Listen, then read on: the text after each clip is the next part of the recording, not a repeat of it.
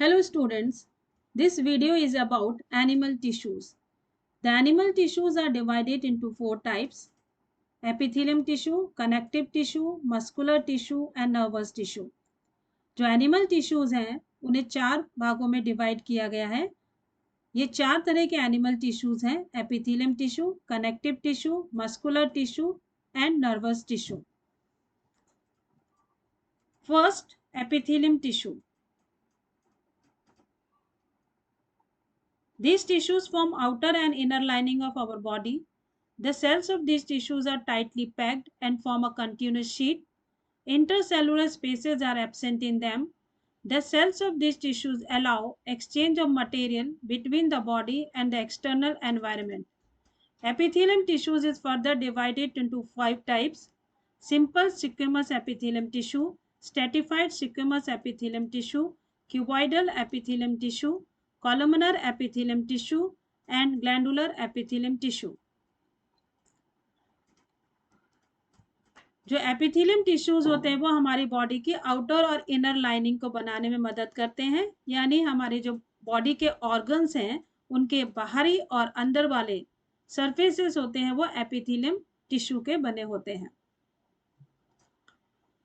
इस टिश्यूज के जो सेल्स होते हैं वो बहुत ज़्यादा टाइटली पैक होते हैं, इसीलिए इनके बीच में आपको इंटरसेलुलर स्पेस देखने को नहीं मिलेंगे और ये सेल्स जब एक साथ जुड़ जाते हैं तो वो एक कंटिन्यूस शीट के रूप में दिखाई देते हैं। इस टिश्यूज के जो सेल्स होते हैं वो बाहरी एनवायरनमेंट होता है और बॉडी, उन दोनों के बीच में मटेरियल का जो एक्सचेंज होता है उसको करने में मदद करते हैं। एपिथेलियम टिश्यूज हैं वो आगे पांच भागों में फिर से डिवाइड हो जाते हैं।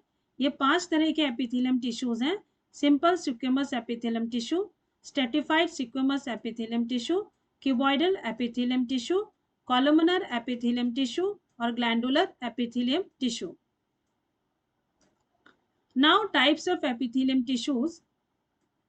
First is simple squamous epithelium tissue. The cells of squamous epithelium tissues are thin and flat. They form delicate lining of our body organs. For example, the lining of the mouth and lining of esophagus. जो simple squamous epithelium tissues के sales होते हैं वो thin और flat होते हैं।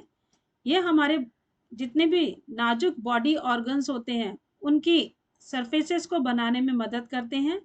For example, हमारा जो माउथ का अंदर वाला पार्ट होता है, दैट डेलिकेट का part is made up of simple squamous epithelium tissue. हमारे जो एलिमेंट्री कैनाल में ईसोफेगस होता है वो भी सिंपल स्क्वेमस एपिथेलियम टिश्यू का बना होता है। This is the figure which is showing the cells of simple squamous epithelium tissue. इस फिगर में सिंपल स्क्वेमस एपिथेलियम टिश्यूज के सेल्स को दिखाया हुआ है। यहाँ पर जो सेल्स हैं वो फ्लैट सेल्स हैं और ये फ्लैट सेल्स हैं वो बेसमेंट मेम्ब्रेन के ऊपर प्रेजेंट है। Second is stratified squamous epithelium tissue. When simple squamous epithelium cells are arranged in many layers, they are known as stratified squamous epithelium. For example, skin cells. जब simple squamous epithelium tissues की sales हैं वो एक के ऊपर एक arrange हो जाती हैं तो वो स्ट्रेटिफाइड स्क्वेमस एपिथेलियम टिश्यू बनाती हैं। फॉर एग्जांपल, जो हमारी स्किन की सेल्स हैं वो मिलकर स्किन बनाती हैं। हमारी स्किन का जो फॉर्मेशन होता है वो स्ट्रेटिफाइड स्क्वेमस एपिथेलियम टिश्यू के द्वारा किया जाता है। This is the figure which is showing the stratified squamous epithelium tissue. इस फिगर में स्ट्रेटिफाइड स्क्वेमस एपिथेलियम टिश्यू को दिखाया गया है। इसमें जो सेल्स हैं वो एक के ऊपर लेयर के रूप में प्रेजेंट है। This is the first layer, second layer, third layer, fourth layer, fifth layer, sixth layer, seventh layer. So यहाँ पे 7 सेल्स की लेयर्स बनी हुई हैं और ये सारी एक के ऊपर अरेंज है, इसीलिए हम स्ट्रेटिफाइड स्क्वेमस एपिथेलियम टिश्यूज के नाम से जानते हैं। Next is cuboidal epithelium tissue. The cells of these tissues are cube-shaped. They provide mechanical support to the body organ. They form the lining of kidney tubules and ducts of salivary gland. Cuboidal epithelium tissues की जो sales होती हैं वो cube shape की होती हैं।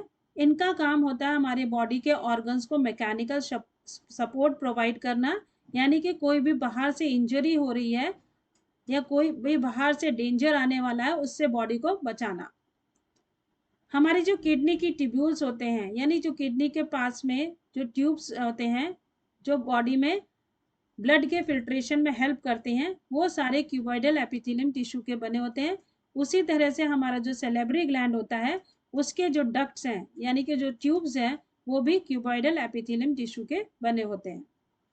This is the figure which is showing the simple cuboidal epithelium tissue. यहाँ पर जो सेल्स है वो क्यूब शेप सेल्स हैं और इन क्यूब शेप सेल्स के बीच में आपको न्यूक्लियस देखने को मिल रहा है। सेल्स के अंदर साइटोप्लाज्म भी भरा हुआ है। सेल्स और वो बेसमेंट मेम्ब्रेन के ऊपर प्रेजेंट है और बेसमेंट मेम्ब्रेन के नीचे यहाँ पर कनेक्टिव टिश्यूज भी प्रेजेंट हैं। So this is the figure of simple cuboidal epithelium tissue. Next is columnar epithelium tissue. The cells of these tissues are column-like or pillar-like. Sometimes on the cells of these tissues, hair-like structures are present called cilia. These types of epithelium tissues are found in our respiratory tract. When cilia are found on columnar epithelium tissues, they are known as ciliated columnar epithelium tissue. जो columnar epithelium tissues हैं उनकी sales होती हैं वो column like यानी कि pillar के जैसी दिखाई देती हैं। कभी कभी इन टिश्यूज की सेल्स के ऊपर हेयर लाइक स्ट्रक्चर्स प्रेजेंट होते हैं। इन हेयर लाइक स्ट्रक्चर्स को हम सीलिया कहते हैं। कॉलमनर एपिथेलियम टिश्यू है हम अपने रेस्पिरेटरी सिस्टम में देख सकते हैं। जब कॉलमनर एपिथेलियम टिश्यूज के ऊपर सीलिया प्रेजेंट होता है तो उसे सीलिएटेड कॉलमनर एपिथेलियम टिश्यूज के नाम से भी जाना जाता है। This is the figure which is showing the columnar epithelium tissue. यहाँ पर 4 कॉलम लाइक सेल्स आपको दिखाई दे रही हैं यानी पिलर लाइक सेल्स हैं।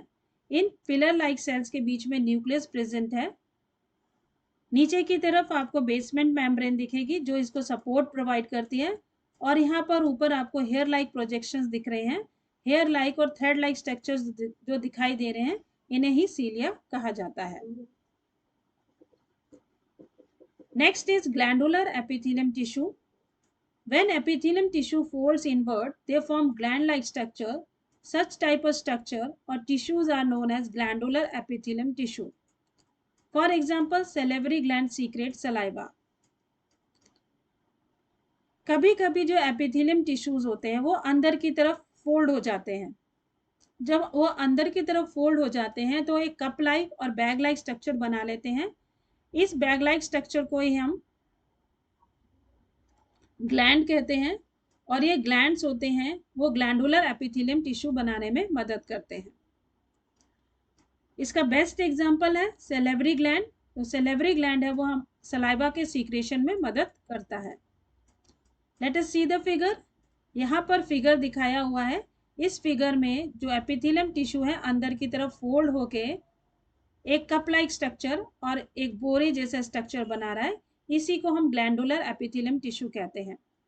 ये ग्लैंडुलर एपिथेलियम टिश्यूज के अंदर आपको गोबलेट सेल्स दिखेंगी। ये गोबलेट सेल्स होती है वो म्यूकस के सीक्रेशन में मदद करती हैं। म्यूकस के साथ में यहाँ पर सलाइवा का फॉर्मेशन होता है और फिर सेलेवरी ग्लैंड है सलाइवा हमारी बॉडी में प्रोड्यूस करता है या सीक्रेट करता है। So this is about the animal tissues. Now I would like to give special thanks to Disha Singh Bhadoria of class 9th B as she converted my class notes into MS Word format. Thank you Disha and thank you to everybody for watching this video.